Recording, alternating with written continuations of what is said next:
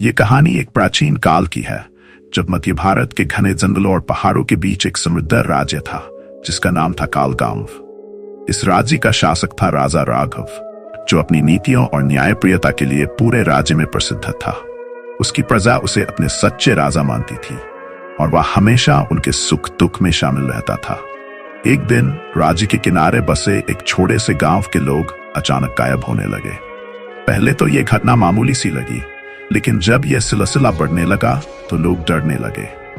गांव के बुजुर्गों ने राजा राघव को बताया कि यह किसी भयानक आत्मा या दानव का काम हो सकता है। वह आत्मा कोई और नहीं बल्कि कालनार नामक दानव था, जो प्राचीन काल में एक भयंकर शाप से ग्रस्त हो गया था और अब जंगलों में घूमता था। कालनार के बारे में पुरानी कहानियां बताती थीं कि वह रात के अंधेरे में अपनी काली शक्तियों से प्रकट होता और जो भी उसके रास्ते में आता उसे अपने साथ ले जाता। उसकी ताकत इतनी विशाल थी कि कोई भी उसे हरा नहीं सकता था। एक दिन राजा राघव ने निर्णय लिया कि वह इस दानव से निपटेगा और अपनी प्रजा को उसके आतंक से मुक्त करेगा।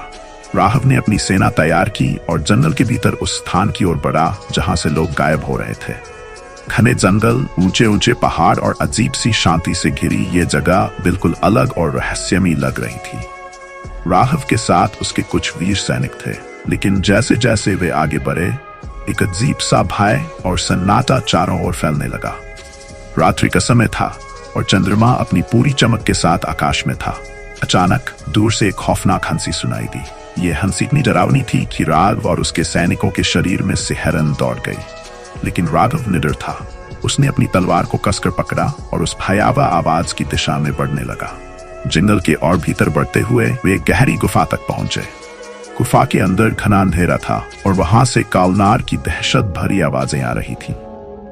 राघव ने बिना डर के गुफा में कदम रखा और उसकी आंखों से उस भयभीत करने वाले दानव का सामना किया। कालनार, जो एक विशाल और डरावना रूप धारण किए हुए था, उसकी काली आंखें चमक रही थीं और उसके शरीर से गर्मी की लहरें निकल रही थीं। तुम मुझसे नहीं जीत सकते राजा राघव, कालनार ने गर्जना करते हुए कहा। मैंने सैकड़ों सालों से धरती पर आतंक मचाया है, तुम भी मेरे शिकारी बनोगे। राघव ने साहसिकता से जवाब दिया, मैं अपनी प्रजा को बचाने के लिए किसी भी शत्रु से लड़ने के लिए तैयार हूं, चाहे वह कितना भी शक्तिशाली क्यों न हो। फिर दोनों के बीच एक भीषण युद्ध शुरू हो गया। कालनार की ताकत विशाल थी, उसकी हर एक चोट से धरती कांप रही थी, लेकिन राघव ने हार मानने का नाम नहीं लिया। तलवारों की टकराहट से गुफा की दीवारें थरथराने लगी और आसमान में बिजली कड़कने लगी। राघव ने अपनी पूरी शक्ति लगा दी, लेकिन वह महसूस कर रहा था कि कालनार की ताकत बहुत बड़ी है। तभी अचानक गुफा में एक रहस्यमयी आवाज आई। ये आवाज थी उसकी पुरानी मित्र देवी त्रिपुरा की, जो तंत्र विद्या में निपुण थी। देवी त्रिपुरा ने राघव से कहा, राजा राघव, कालनार की ताकत उसके एक काले रत्न में बसी हुई है। यदि तुम वह रत्न नष्ट कर सको तो उसकी सारी शक्ति समाप्त हो जाएगी। राघव ने देवी की सलाह मानी और गुफा के भीतर कालनार के विशाल कक्ष की खोज शुरू की। कुछ समय बाद उन्होंने काले रत्न का एक टुकड़ा देखा, जो एक शिलाखंड के नीचे छिपा हुआ था।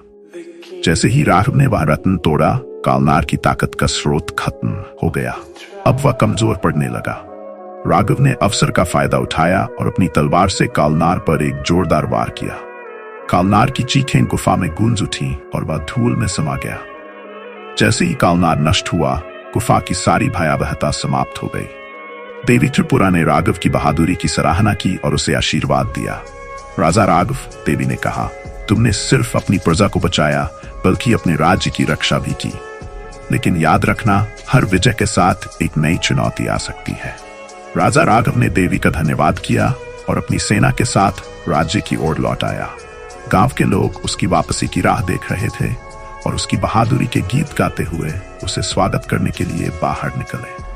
राघव ने उन्हें शांति का आशीर्वाद दिया, लेकिन उसके दिल में यह जान था कि हर जीत के बाद एक नई परीक्षा आती है। राजा राघव ने अपने राज्य को फिर से समृद्ध और शांति से भर दिया, लेकिन उसकी आंखों में हमेशा एक नई चुनौती के लिए तैयार रहने की दृढ़ता थी।